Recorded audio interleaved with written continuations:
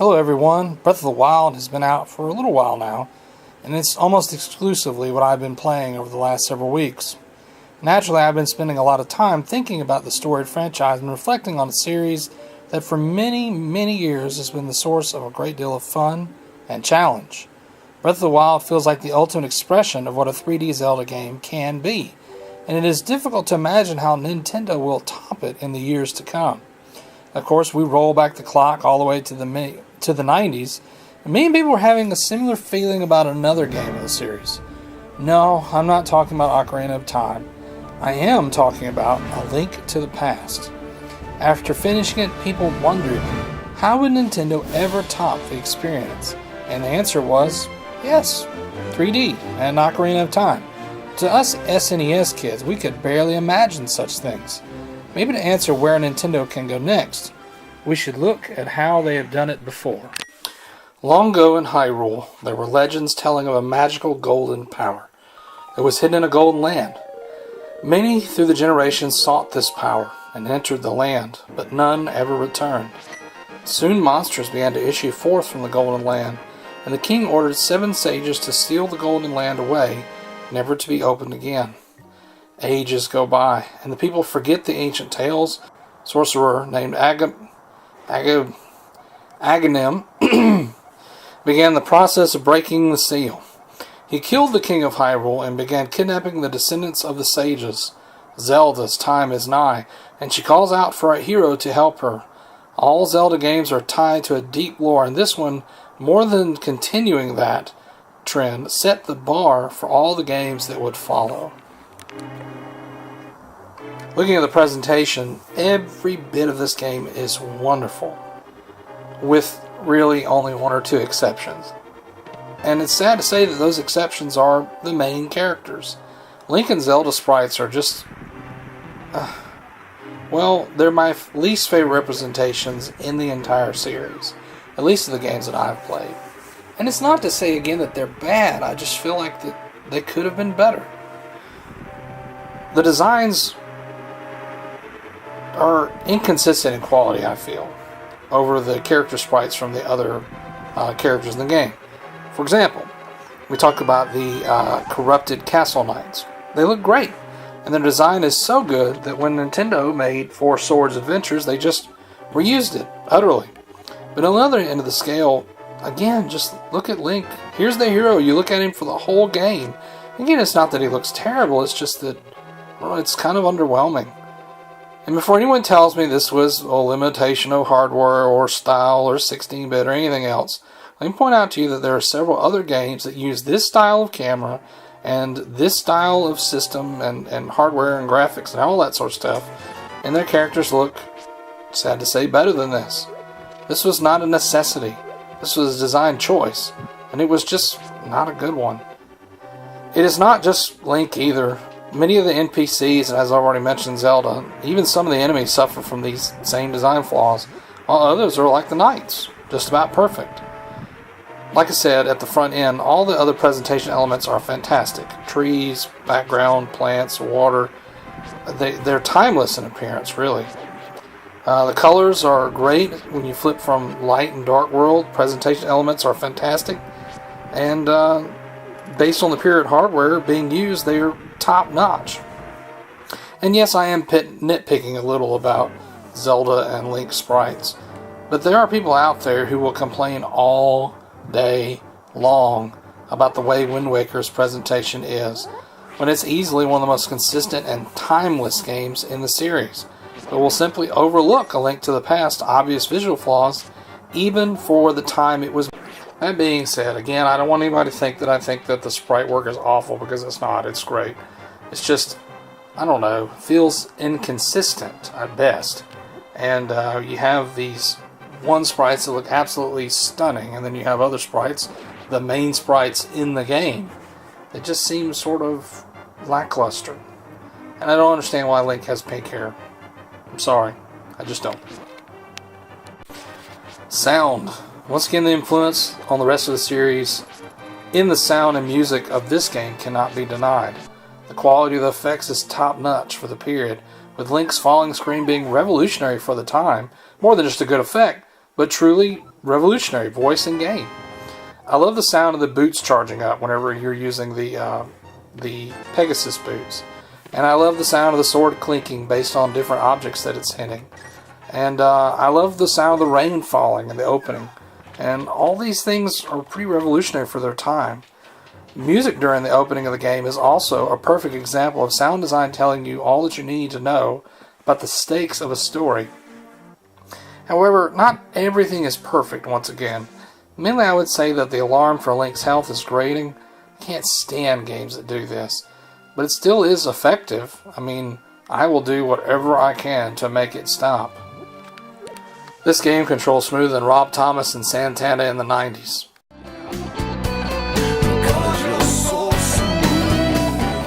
It just feels good to move Link around the map and the dungeons and to attack enemies at just the right angle where you get them, but they cannot get you. The only complaint here is that the game is a product of its time. The SNES had plenty of buttons, but game design had not yet caught up with controller design. Things that are introduced later in the series would make this game control even better. For example, a shield button, more than one item button, and the ability to cycle through usable items without pausing. These features would come, but they are not faults in this game for not being there, because the truth is, nobody had thought of these things yet. Programmers were used to having only 2 or 3 or sometimes 4 buttons to do everything. Every game from this period is guilty of doing this. I mean, just look at Super Metroid. Again, an epic game, but just... what? I guess Super Metroid at least allows you to customize the controls, and every time I play it I have to, because I just cannot get used to the standard controller layout. This is not a flaw of Super Metroid or even A Link to the Past. It's not even an oversight in the developers. It's just showing how gaming grew during this time period. When you factor in this truth, we may wish for later control schemes, but this is adequate and it's engaging as it is. In shorter terms, we're spoiled today, but we were spoiled back then as well, and just forgot it because it's not shiny anymore. Really what it reminds me of is Back to the Future 2. When Marty shows young Elijah Wood how good he is at Wild Gunman, and Elijah says you just have to use your hands? It's like a baby's toy.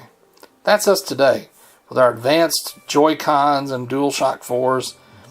This game is a product of its time, but even today it feels advanced, mainly because of the smooth response to everything. I mean, how many times you've been playing with your fancy DualShock 4 and been pounding on the buttons or the controller because the character just would not move correctly?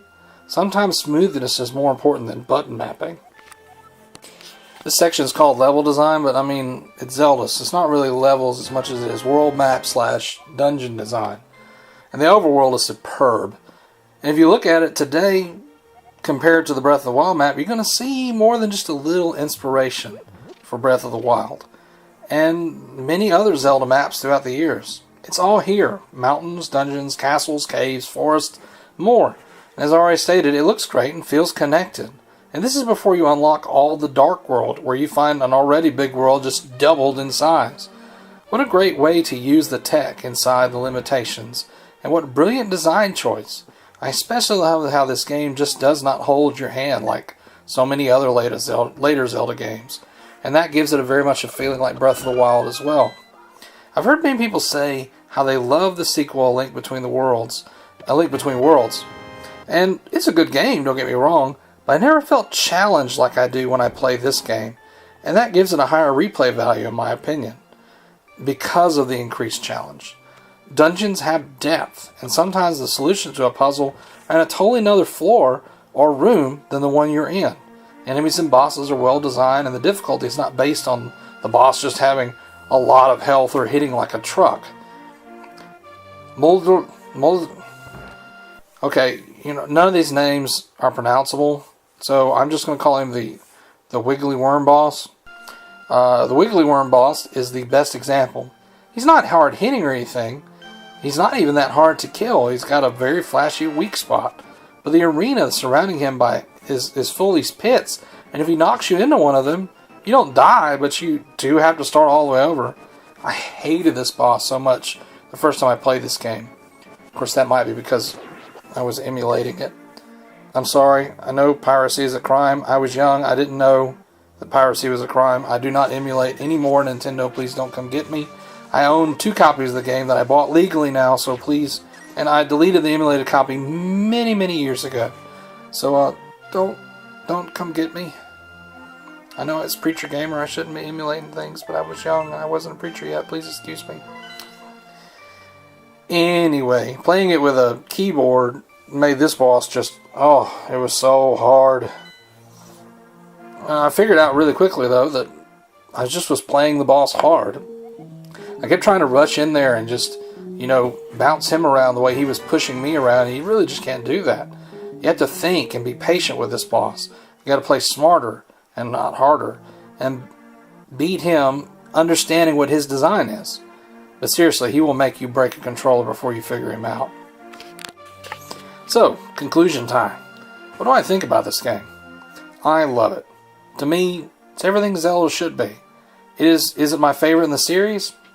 Well, not to tease too much, but I got a list coming out, a top 10 list, next after this video, and we might get the answer then. Till then, to me, it is good to see Nintendo using it for inspiration once again. And what I mean by that is that for so long we've just gotten Ocarina 2.0, Ocarina 3.0, Ocarina 4.0 with a brand new coat of paint, that the Zelda formula was starting to feel stale. And things were shook up a little bit with Skyward Sword, but nothing like it has been with Breath of the Wild. And I really feel like that the reason Breath of the Wild is so good is because instead of using Ocarina of Time for inspiration, it used this game and the original Legend of Zelda as inspiration. This was the Zelda formula. This is what Zelda is about. It's not about just one game in the series that ties into everything. And I know that I'm saying that it's based on A Link to the Past, but A Link to the Past is based on the heart of what Zelda is about. It's very much the soul of what Zelda is about. And again, that doesn't necessarily make it the best game in the series, but it does mean that it's an important one for inspiration to look back on, to benchmark against. I would say it was arguably better to benchmark against A Link to the Past as the last 2D Zelda than it is to benchmark against Ocarina of Time just because it was the first and successful 3D Zelda. The point I'm trying to make is that Nintendo's always been about innovation, and as I already hinted at, Mario may be the heart of what keeps pumping the company and keep it going, but Zelda's very much its soul. They've been pushing innovation since the very beginning, and Zelda embodies this to the point where every game of the series is pushing gaming forward. It's a reason that it's favorite of so many people. It's so much more than just the sum of its parts. It is an experience. Zelda shows us that Nintendo knows what they are doing. And I think a lot of people have called that into question lately that don't really need to be calling that into question. Another example is, the difference between Twilight Princess and Wind Waker. Wind Waker's visuals have aged remarkably well, whereas Twilight Princess, all I hear everybody talk about nowadays is how it's not aged as well. But which game do the fans want? They wanted Twilight Princess, but again, Nintendo just knows better. And it's true, Ocarina of Time is one of the greatest games ever made, and it blew us away when it first came out. But that's also encouraging, because when we ask questions about where is Zelda going from Breath of the Wild, we have to look back at A Link to the Past and remember that we once said that about that game. And then what came next? 3D, innovation, pushing the technique, pushing the hardware, giving everything a new dimension. And that's where Nintendo needs to go next. Breath of the Wild is fantastic. In the same vein that A Link to the Past is fantastic and Ocarina of Time is fantastic. But rather than just trying to make Breath of the Wild 2, Nintendo needs to keep doing what it's done all along. Innovate. Bring us something completely new once again. And it's a tough act to follow. It's hard, even for a company like Nintendo. But they can do it. They've done it before. Just think about the transition from A Link to the Past to Ocarina of Time. They've made this leap before, and they can make it again.